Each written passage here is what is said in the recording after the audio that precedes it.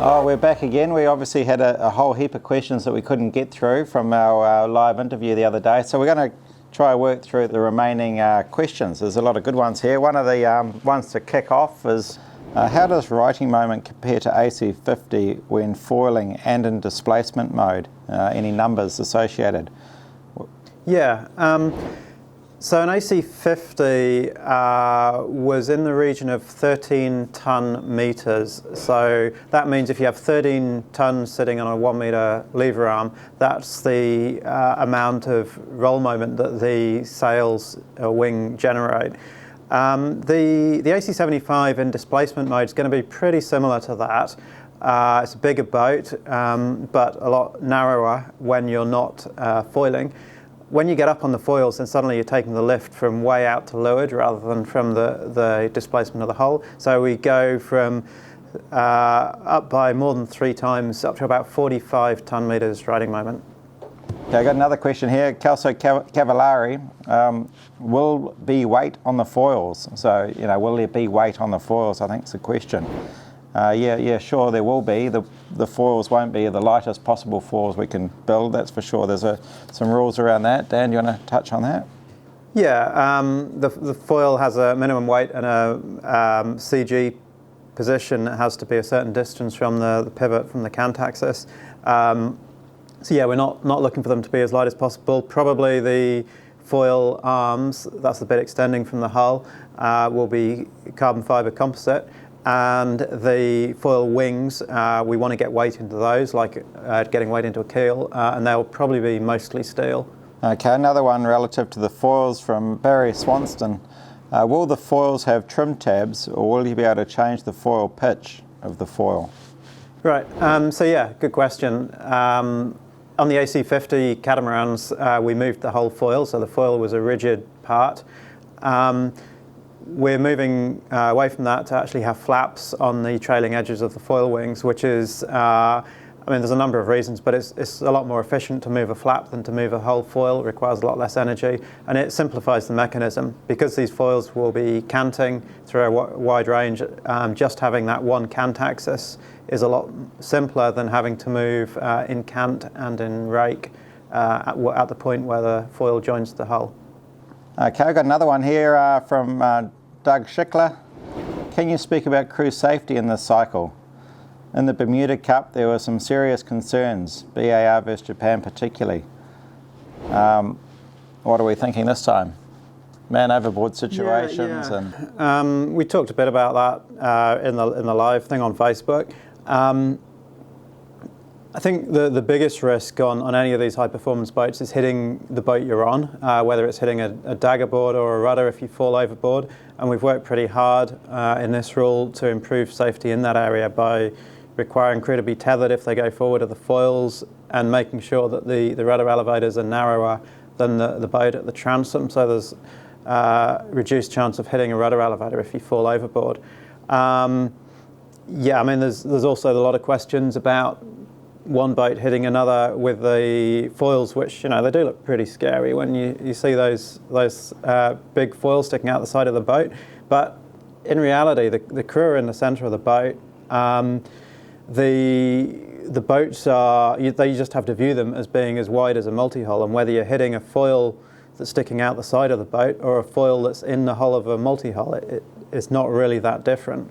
The plan is to have virtual boundaries around the boat, so rather than waiting until 2 boats actually come into contact to get a penalty, penalties will be awarded if this virtual box around the boats come into contact, which will allow skippers to push really hard in terms of boat-on-boat situations, but get the penalty before there's real damage. Yeah, I think that's a real good point. There's certainly a number of rules to mitigate as much risk as possible, and certainly this virtual boundaries and the tether on the crews going forward being a rule is quite big changes. From Live Sail Die, now that you have a boat that requires more crew, would there be opportunities for women to be involved? Well, there's nothing to stop that. You're going to have heavy people and light people, so yeah, it's up to the team to make their own decisions. Now the rule's wide open. Yeah, absolutely. There's a maximum crew weight which averages at 90 kilos per sailor with 11 sailors, but there's plenty of big grinders out there well over 90. So there's actually, all teams will be looking for some light people, whether it's in helming or trimming roles. So yeah, I think there's, every team is just going to pick the best sailors available for those jobs, and whether that's a guy or a girl, I think we take the best people. Okay, live, sail, die again. When are we going to see the first working example of this craft? The first date that you're allowed to launch one of these boats is 1st of April 2019. Remains to be seen if teams will actually go for that, or whether they'll allow themselves a bit more design time and push out more to May or to June next year. From Duncan Adams, can teams run other boats to test systems? Yeah, the rule allows teams to use smaller boats to develop R&D and systems up to 38 feet in length. So that's about a half-size AC75. Okay, Barry, back again. Barry Swanston, this is a good question, I think. Is there an expected afterlife for the new boats compared to the last Cup boats? Keep the boat sailing after the Cup. Do you want to go over that one, right? Yeah, well, I think that's a really good point, Barry, and it's certainly been an issue with the previous America's Cups. There's a lot of boats sitting around not being used, or they're extremely expensive to keep running. That has been brought into consideration for sure. We will have these boats sitting in marinas around the world as our hope afterwards, and we definitely would like to see these boats having an afterlife, and yeah, that's definitely part of the plan. Obviously, we can't predict the future, and if we don't win, if we don't defend this Cup, then just like every other Cup winner, it's up to them what they want to do. But certainly, that's our intention, that this would be the first of many iterations of this type of boat. Okay, Barry Swanston's back again. He's pretty active, so he's asking about the wind limits. Are there any wind limits upper and lower? So Dan, your thoughts on that?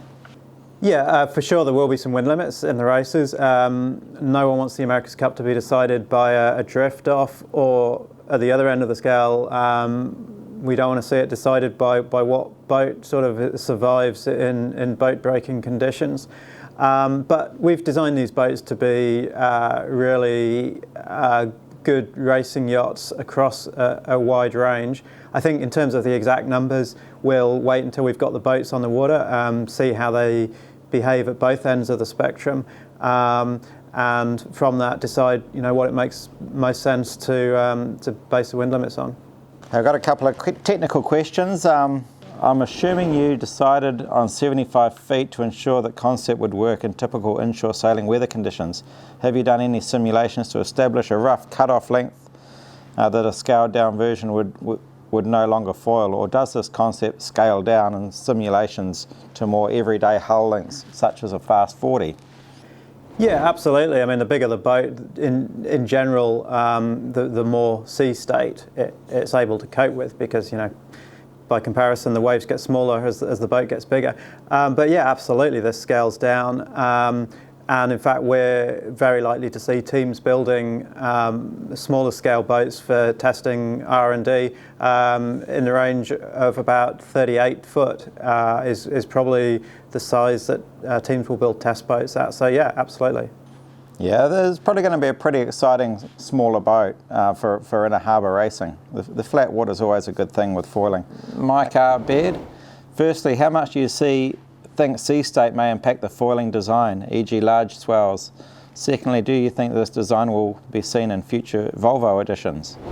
For sure, the boats will be easier to sail in flat water than they will in a sea state, but I think in the conditions we're going to see out here in the Gulf, it's certainly part of the design brief that we can sail in a range of conditions. There's a lot of volume forward in the boat, so that if we do come off the foils, that we're pretty well protected there. So I don't think exactly this class of boat would be a round the world boat at all. It's designed as an inshore match racing boat, coping with reasonable inshore sea state. But I don't know, Ray, do you think a version of this type of boat could ever be a round-the-world boat? I think the boats would at best get somewhere between an IMOCA and something like this. I think this is too extreme for the Volvo, and to be a fully foiling monohull offshore, like we all saw the footage in the Southern Ocean, it's pretty sketchy conditions, and you got to finish. But you know, we saw some amazing footage from the IMOCA 60s, and those boats will get pretty exciting. How will the power system work? Hydraulics, electrics, winches, etc.? Good question. So there's a range of options there. On the hydrodynamic surfaces, the parts of the control of the boat under the water, that's the foils and the rudder, they'll be powered in the first place by batteries, and either going to electric motors that drive the foil flaps or the rudders directly, or electric motors that turn hydraulic pumps which power hydraulic cylinders. Then everything above the deck, all the movement of the sails, hoisting code zeros, trimming, and trimming the jib, trimming the mainsail, that all has to be human power. So that's going to be pedestals. And again, that's open to options. So teams might elect to be mainly mechanical, where pedestals are connected mechanically to winches, or it could be hydraulic, where teams have grinding pedestals connected to hydraulic pumps, or it could well be a combination of the two. Okay, another one from Toby Bryant, talking about ride height control. Are we allowed systems like wands as per moths? Any assistance there? No, we've decided to not allow either a sort of electronic autopilot or the kind of moth-style wand.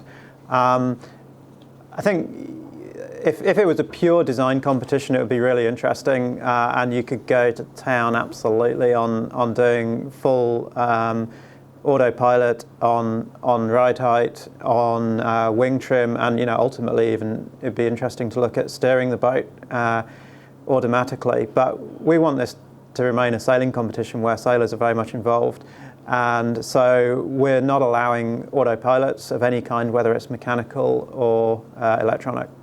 Okay, there's an interesting one from Jack Griffin about a capsized boat, and will you have to point the bow into the wind for it to self-right? That's a good question. It'll depend on the conditions a bit. I think in some situations, you would probably have to get the bow into the wind, and then that obviously lets wind get under the mainsail and self-rights it. Other conditions, the bow's already downwind, the favoured side, and it'll pop up quite quickly. So these boats will self-right like any boat. You try to get a moth upright when it's facing the wrong way is extremely hard. So any capsized boat, you do want to get the bow into the wind. Okay, look, thanks for participating in this. This is new for us, and hopefully we'll get better and better at it. Hopefully we do a bit more of this, and you guys are thinking it's a good thing.